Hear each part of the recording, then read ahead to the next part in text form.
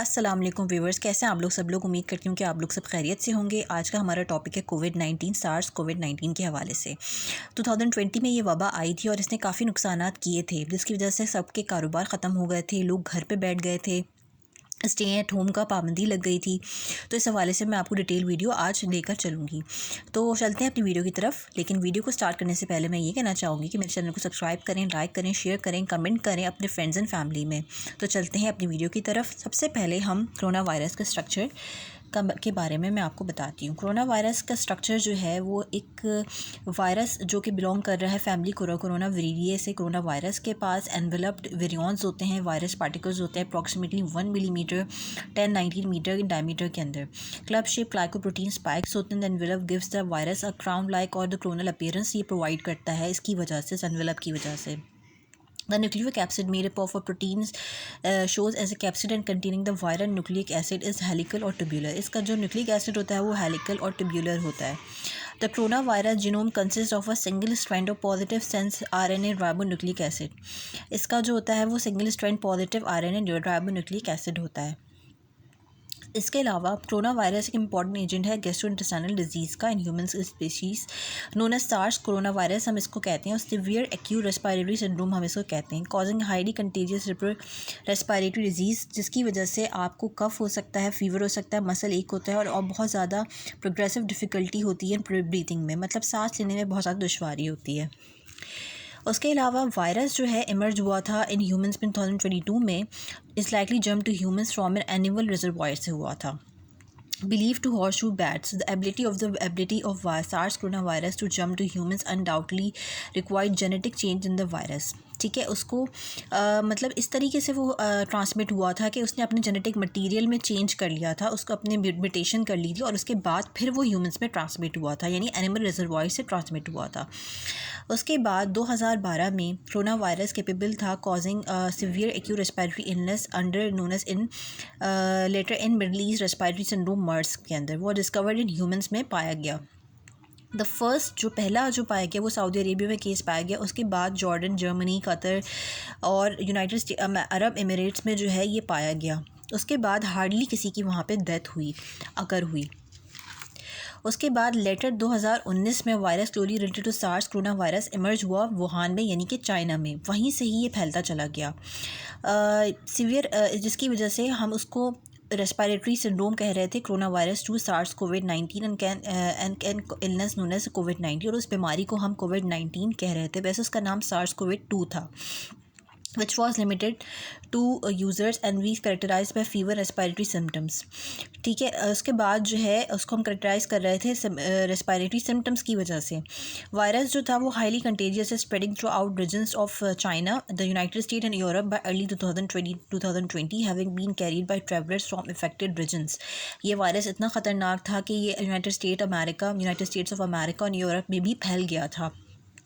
World health organisation में 2020 में declare किया एक आउटब्रेक जिसे पैंडेमिक कह रहे थे, and travel to from and within many country was severely restricted in effort to control its spread in it में access and numerous business close, बहुत सारे एक्सेस बिजनेस जो है वो क्लोज़ हो गए थे, स्टे एट होम की गाइडलाइंस आ गई थी, लोग जो थे वो अपने घरों में ही रह रहे थे, वैक्सीन्स भी आई थी, तो वैक्सीन्स भी जनरेट हुई थी, लेकिन वो 2020 के बिल्कुल एंड में जनरेट हुई थी।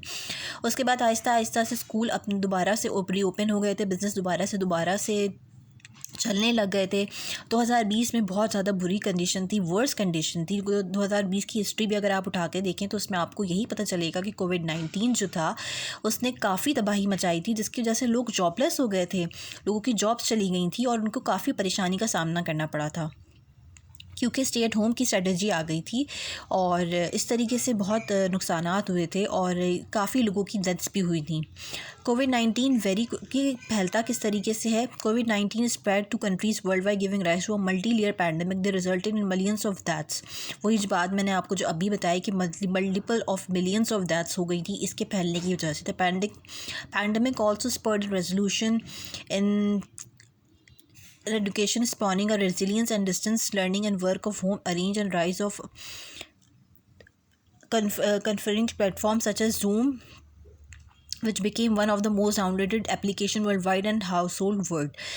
इसकी वजह से, पैंडेमिक की वजह से जो है ज़ूम एप्लीकेशन बहुत ज़्यादा डाउनलोड की गई, क्योंकि ऑफिस के काम की वजह से, और लोगों ने जो है घर बैठे ही काम करना शुरू कर दिया था। उसके बाद मैं आपको बताती चलूँ कि ये डिज़ीज़ ट्रांसमिट किस तरीके से होती है। Disease is transmitted to primarily through contact with infectious material, particularly respiratory droplet that enter the environment with an infected person, sneeze or cough. Individuals nearby may inhale or come into contact with these droplets, resulting in disease transmission. Infection may also occur when a person comes into contact with the contaminated surface and then by her mouth, nose, and then touches his mouth, nose, and upper individuals at greater risk of COVID-19 infection include other older adults and persons with chronic illness, largely because of weakened immune system.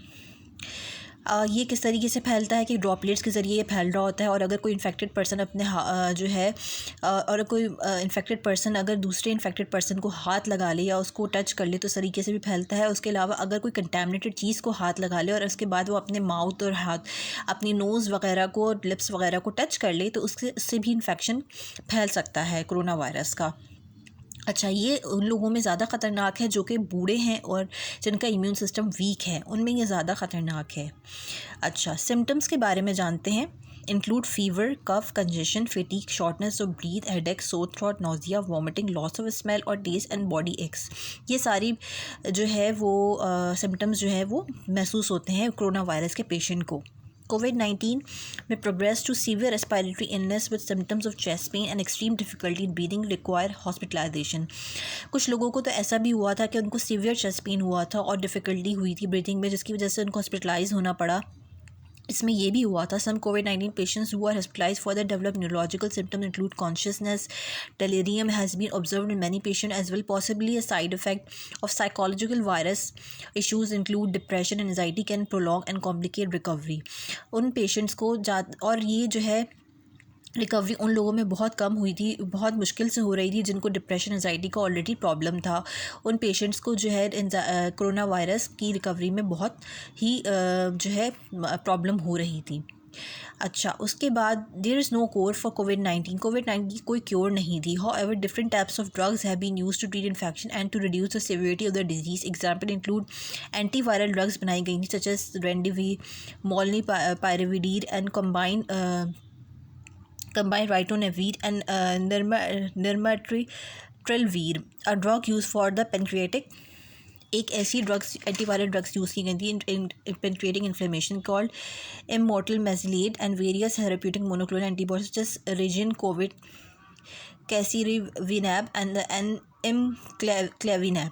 COVID-19 vaccines which become available in later 2020 are highly effective in protecting against severe illness and inhibiting the spread of the disease. Antiviral drugs बहुत सारी जो है वो COVID-19 के ख़िलाफ़ बनाई गई थी, यूज़ की गई थी। इसके बाद जो है COVID-19 की जब वैक्सीन आई तो उसने बहुत ज़्यादा असर दिखाया, और उसके बाद जो है इस डिज़ीज़ की जो बहुत ज़्यादा वबा थी और बहुत ज़्यादा सीवियरनेस थी वो ख़त्म की गई इस वैक्सीन के ज़रिए। उसके बाद इम्यूनिटी जो है वो बढ़ गई बूस्टर डोज के ज़रिए भी। Vaccines risk of disease transmitted can be reduced by such as social distancing, disinfection of surfaces and universal community use of face masks, self-isolation, self-quarantine and other ways in which the spread of COVID-19 can be stopped.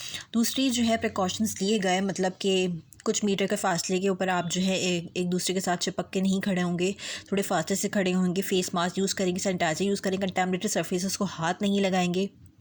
ये सारे precautions जो है COVID-19 के दौरान जो है वो लिए गए थे, जिसकी वजह से काफ़ी बचाव किया गया था। तो COVID-19 के हवाले से इतना ही। इंशाल्लाह ताला मैं आपको नेक्स्ट वीडियो में कुछ और टॉपिक के हवाले से बताऊंगी। अपना बहुत बहुत ख्याल रखिएगा। Thank you so much. अल्लाह हाफ़िज़।